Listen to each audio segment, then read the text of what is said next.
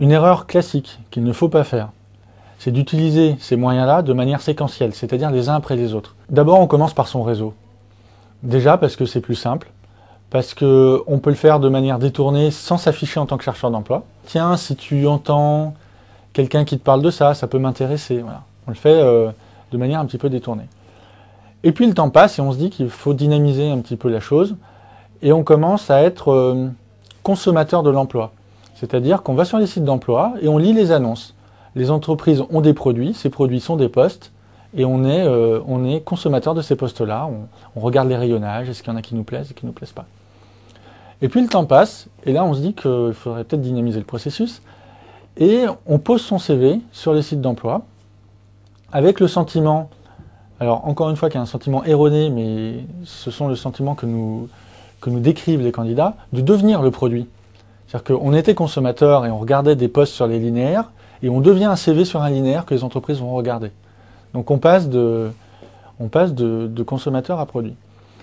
Et si jamais la recherche d'emploi n'a toujours pas abouti, il s'est déjà passé 3 ou 4 mois, et là on se dit que c'est peut-être le temps de faire des candidatures spontanées, on ne sait pas s'il y a le besoin, mais on va envoyer son CV avec une lettre de motivation, on va essayer de l'adapter le plus possible et on fait une candidature spontanée.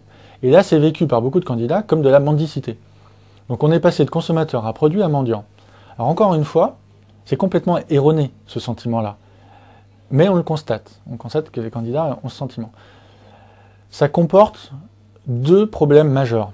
Le premier, c'est que c'est un effet citron pressé, vous essorez une source. Quand vous faites votre réseau pendant un mois, vous faites vos déjeuners, vous déjeunez peut-être 1 fois ou 2 fois avec les mêmes personnes, et comme vous les avez beaucoup sollicités, vous n'osez plus les solliciter sur la suite de votre recherche d'emploi. Or, c'est peut-être 3 mois plus tard que la bonne info est dans votre réseau. N'attendez pas de votre réseau qui vous la remonte. Il faut toujours aller la chercher, l'information.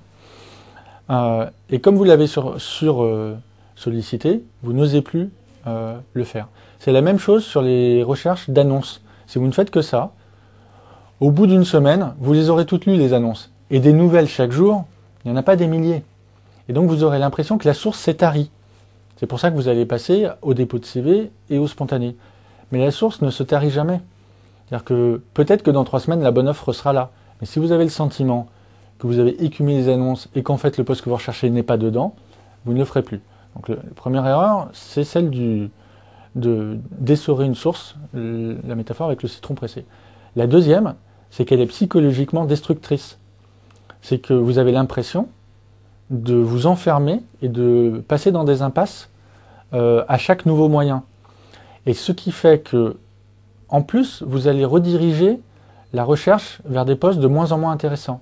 La pyramide du 20 très sexy, 60 dynamique et 20 sécuritaire parachute, dans le séquentiel, généralement, vous passez de l'un à l'autre.